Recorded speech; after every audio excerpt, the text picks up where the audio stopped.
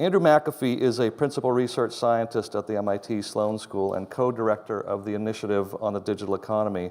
He has 3 degrees from MIT, 1 from Harvard. Andy studies the many ways that information technology affects business. He was the person who coined the phrase Enterprise 2.0 in the famous 2009 book of the same title, Enterprise 2.0, New Collaborative Tools for Your Organization's Toughest Challenges. His recent book with Eric Brynjolfsson, and you each have a autographed copy in your gift bags today, is a New York Times bestseller. Andy is one of the most influential people in IT. He is a principal architect of our new initiative. He's a visionary, a thoughtful communicator. He has a knack for being able to take the complex and not turn it into the simple, but turn it into the understanding with meaning. Perhaps more importantly, he's a generally cool and extremely entertaining colleague, and I think you'll see that today. His talk is entitled How Business Models Will Have to Change. Andy McAfee.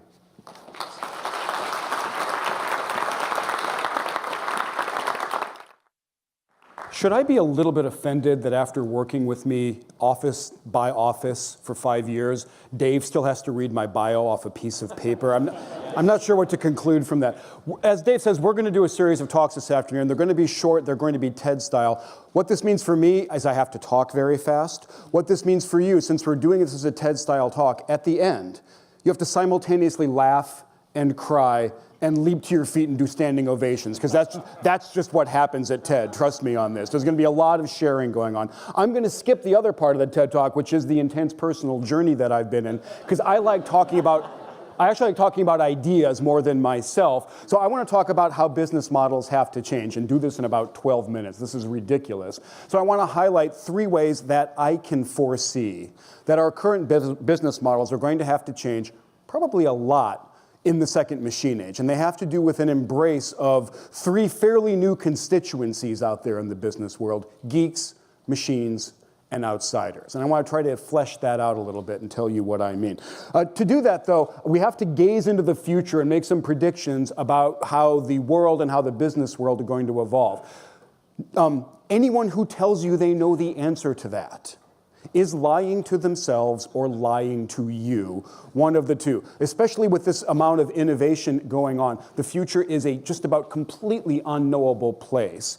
But there are trends going on that, to me, are crystal clear, and they're not petering out, they're not going anywhere anytime soon. So instead of giving you some allegedly prescient glimpse into the far future, I just want to talk about 3 very, very important trends that are going on that are pretty clearly going to continue. The first one of these is this idea of exponential improvement in all things digital, best summarized by Moore's Law.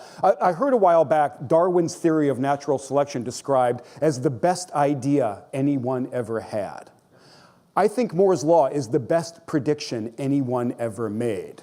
And it has to do with this relentless doubling in computer power, which you can see in a graph of, for example, the average transistor price.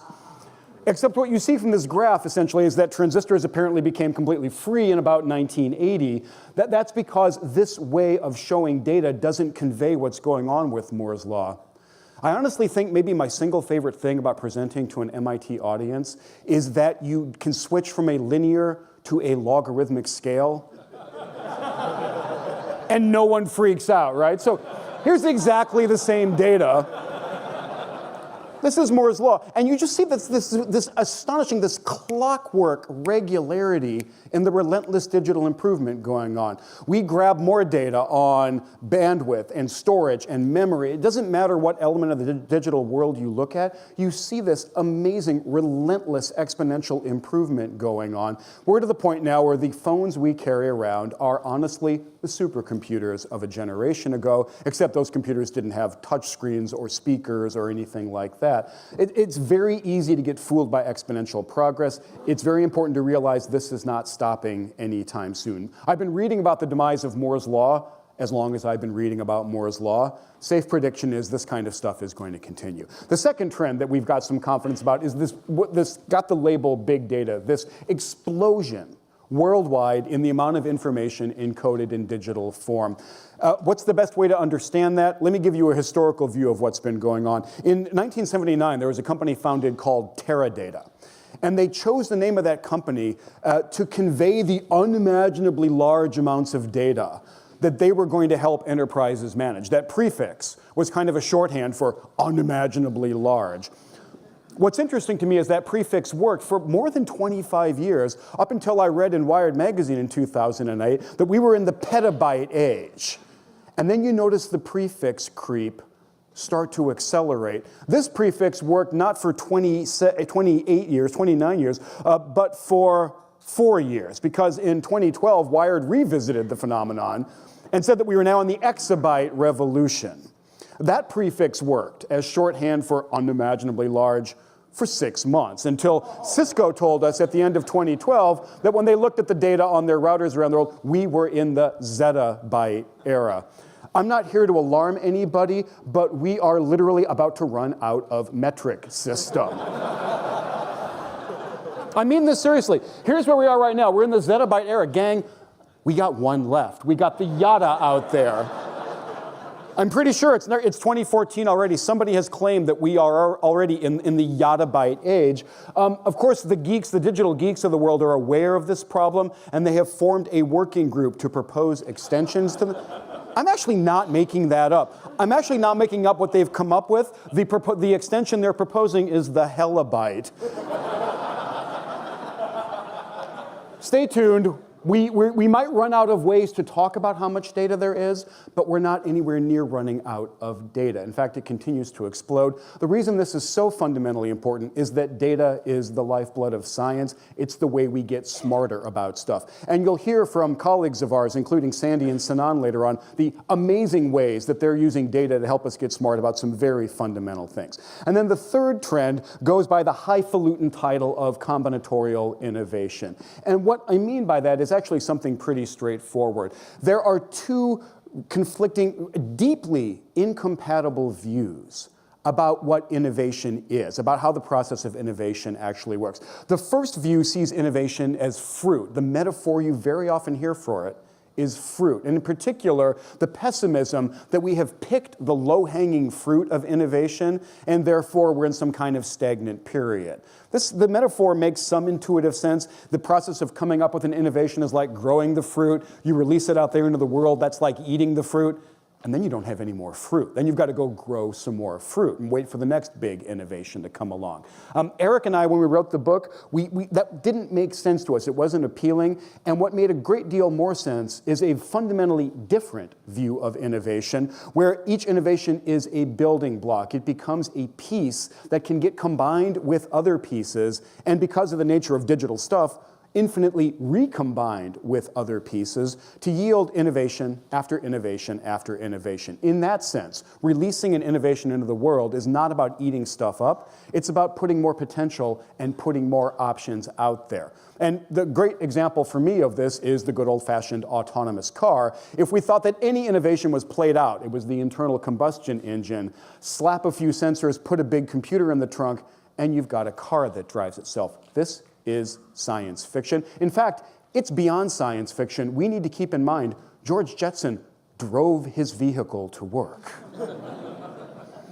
Okay, so these three trends, I can say with great confidence, whatever else happens in the future, these three trends are not about to run out of steam. What world does this put us into? And especially when I think about the business world, I think three fairly big things are going on, three changes to business models that we're going to have to wrestle with. And three really kind of important new constituencies are coming into the business world, and they need to be accepted by you, because if not, they will be accepted by your competition. The first one is geekiness, is just this great love that a lot of us learned at MIT of diving into a problem, diving into the data, and trusting the data over other stuff. For example, over trusting, an incredibly refined palate, which is something that Robert Parker said that he had. And he was the guy that would assign this wine a 91 and that wine a 92. And if you said, hey, Robert, why was that one a 92 and that one a 91? He'd say, because that one's one better. There's a lot of rigor behind that, right? But he moved industries. He was called one of the most influential critics in the world. His palate His intuitive palate, his understanding of wine, would move the wine world around. A little while back, a classic geek, blew the whistle on this and said the right way to assess wines, and in particular, the great wines of Bordeaux, France, the right way to assess wines is not by having some alleged expert sniff it and swirl it and taste it and tell us how good it is. The right way to do it is with a good old-fashioned equation. So this is the equation that a guy named Orley Ashenfelter, one of the great geek names in history, right? This is an equation that a guy named Orley Ashenfelter came up with about how to predict the eventual price at auction of a great Bordeaux wine. Can you imagine how this went over in the wine world when he first released it? He said, you don't need to taste it. You don't need to do anything. In fact, if you know 3 pieces of information, it's everything you need to know to be a savvy Bordeaux wine. Can you imagine the shot across the bow here? If you tell me winter rainfall, average growing season temperature, and harvest rainfall, I'll tell you what you should pay for that wine. That's ridiculous, right? Except that it actually works extraordinarily well. And in the years since Ashenfelter started putting out these predictions, it's not like the wine world has embraced this publicly. They still dismiss this approach to wine. When it comes time to buying wine, you can bet all the people are in the back reading the results of this purely algorithmic approach to wine, as opposed to listening to what the alleged experts say. I was trying to keep a scorecard of how alleged experts, were doing versus the geeks, and it turns out I didn't have to, because there's this lovely piece of research done a while back where they scoured the literature and found 136 studies of what happens when you take the alleged human expert and compare them to the geek, to the completely data-driven, algorithmically driven approach to making a forecast, a decision, a prediction, things that we care a great deal about in the business world. And they divided the studies based on their results into 3 categories: toss-up, cases where the geeks did clearly better, and cases where the experts did clearly better. The biggest category across these 136 studies was the toss-up. 48% of the time, the alleged human experts who had careers and resumes and all these great things did no better than the geeks. There was no statistical difference. That's interesting enough. More interesting to me, the second biggest category, and almost as large, were the cases where the algorithm alone was significantly better, 46% of the time. That leaves the experts batting about .059 for this season, which is what I really hope the New York Yankees collectively come up with during the 2014 baseball season. I've just made friends and alienated half the audience right at the same time, right?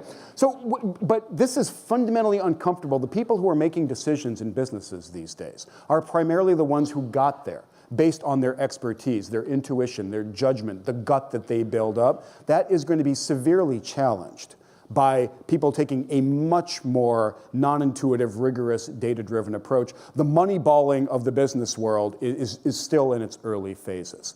The second constituency that business models are going to have to take into account is obviously machines in all of their different forms. The Economist just had a cover story about the rise of the robots. It seems pretty clear that we are going to see progress with automatic machines, about like we saw when the PC era began. They're not just going to be vacuuming our floors and painting cars anymore, they're going to permeate the entire economy.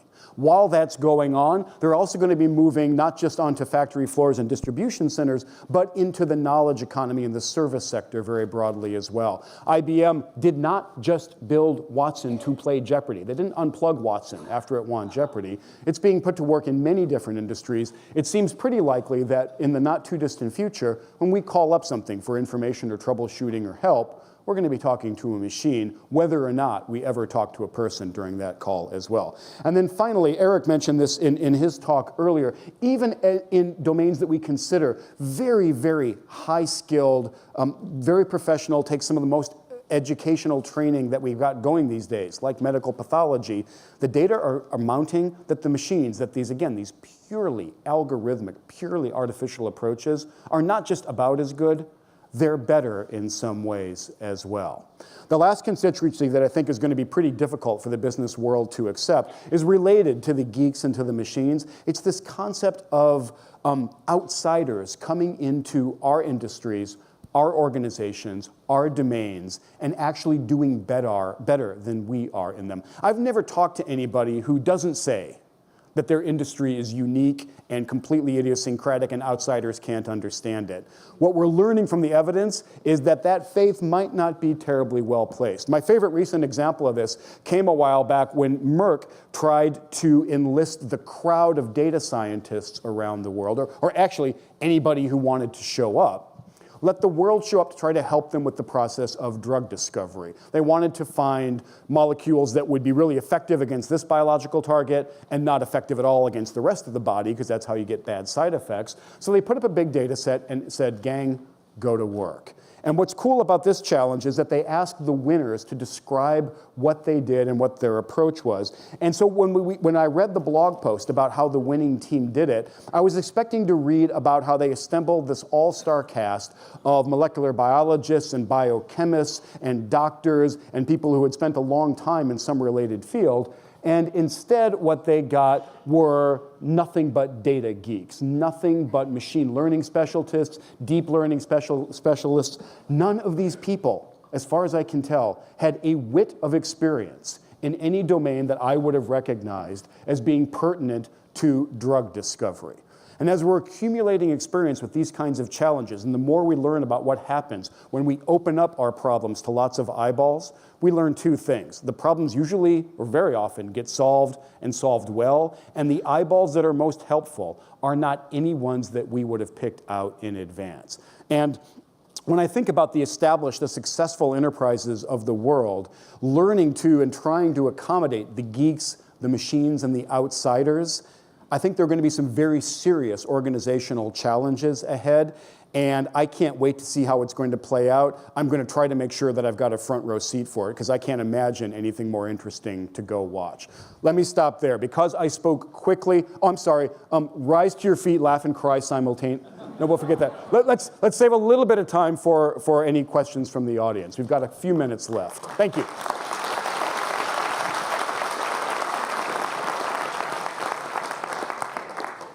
We've got question down here.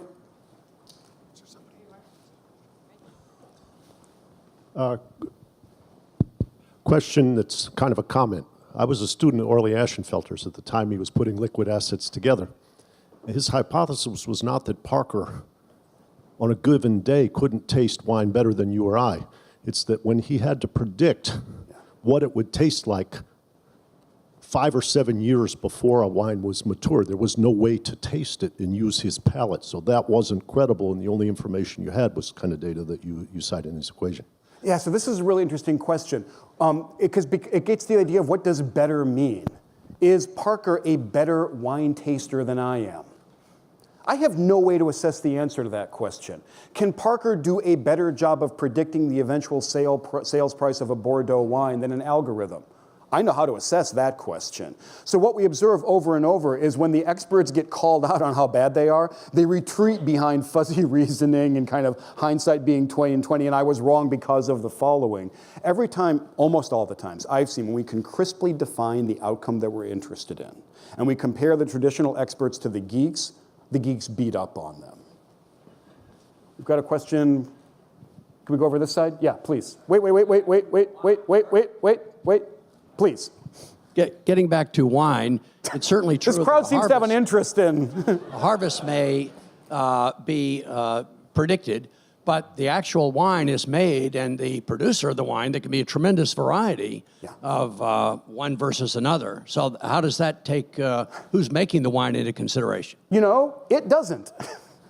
Well, I find that a little bit hard to believe. Isn't that hard to believe? And yet that model did a better job of predicting the prices than any of the other methods that we came up with. I find it really counterintuitive too, but what we're learning over and over is how stripped down in some cases the answers have to be in order for the answers to be pretty good. Because I clearly would have thought you'd put in region, you'd put in producer, no, the model works pretty well. Maybe adding those things would improve it a little bit, but actually maybe it wouldn't as well. The data are telling us that. The data and the geeks are telling us what matters. We need to start getting our assumptions out of the way and listening to them, I believe.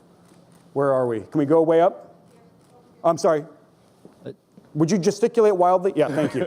Just a follow-up question when you think about some of these crowdsourced things. I just wonder, what your thoughts are on the relationship of that to the hollowing out, right? So these data scientists went and did all this, and Merck said, thank you very much, and basically invested nothing. And it seems like that kind of approach by individuals like that could very well be hastening the kind of hollowing that we're worried about. Yeah, so the question is, does this kind of crowdsourcing contribute to the trends that Eric talked about over lunch?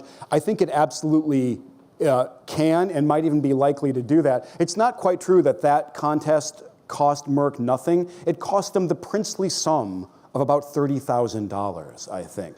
When you compare that to the cost of one of their current employees in drug discovery, you immediately see the benefits of opening this stuff up to the crowd. How's that going to evolve? I don't know. Does that mean Merck in 5 years is going to have nobody working in drug discovery? That clearly seems implausible. But to your point, when I think about the number of different kinds of jobs and professions that are going to be confronted with all the different flavors of technological progress that we see, again, that hollowing out has been going on. Eric and I both think it's likely to continue and probably go both up and down in the skill range and the education range, and affecting professions like, like biochemists that we would have thought were very, very secure. Stay tuned. Where are we? Who's got the mic? Can we go back up there? Yeah, please. Just curious where your thinking lies on correlation versus causation. I mean, in predictive analytics, you're gonna bubble up the causation the more you remove any potential for human bias. And I see we're just about out of time. Yeah, this is a huge question raging in all the database communities these days. What the data are very good at is exposing correlations, including ones that we never would have thought of. That is very different than the data being able to tell us what is causing what and why and under what circumstances. So the debate rages about whether or not we care about causality and about theory. And there are these two camps saying, yeah, of course you care, no, you absolutely don't. It's a bit of a sound and fury. It's signifying not quite nothing, but it's missing the point a bit. Obviously, our goal is to come up with better explanations, better theories about what's going on. But maybe we don't need those in every case. If you want to know when it's going to get cold, just observe when the geese fly south. That's a perfectly good predictor of how the weather is going to change. So we'd like theory. We might not have it we might not need it for all the purposes that we're interested in. And in those cases, let the correlations tell us what's going on. The other point, though, is that exposing new correlations can drive our theory forward in some pretty profound ways. Clay Christensen, who's a guy that we should be listening to and who has taught me a lot, says that science advances via the exposure of anomalies, things that don't make sense. The computerized pathology example that Eric talked about at lunch, in which we're both fascinated by, that piece of software came up with 3 aspects of breast cancer images that are predictive of 5-year survival rates and that no human pathologist is currently trained to look at. Now, to me, that indicates that those pathologists and the medical community should go look at those aspects of the image and figure out what the heck is going on. That might drive our theory forward, our understanding of oncology forward. Boom, we get smarter as a result. So the causation versus correlation debate, it's really fun because it's a taste great, less filling debate, but it's actually a little bit of a false dichotomy, I think. We've got time for one more question. The stipulation, only if it's a really bang-up final question. We need absolute certainty about the excellence of the question to bring us home. Are you confident? Where are we? Ma'am, are you sure? I'm never sure about it. All right, but we're going to go with it. Okay. If the algorithms are as good or better, why have the hedge funds been doing rather poorly? Why have the hedge funds been doing rather poorly? I'm sorry, I still didn't hear you. Why have the hedge funds been doing? And now we really are out of time. Honestly, there are some things that you just can't predict from looking at current conditions. And a lot of the good research that I'm aware of says that the state of the market, X time in the future, is really just a very complex thing. These systems are chaotic, and maybe it's just beyond the bounds of predictability. When you have complex systems, you know the old image of the butterfly flapping its wings in Brazil, causing a northeaster in Boston. Some systems are like that, and we're not going to get absolute perfectly crystal balls on these things. I also think that if anyone were actually doing a good job at using these data and these computers to predict the future and make money in the stock market, they might not be telling us about it right now, right? And on that note, thank you very much. This has been fantastic.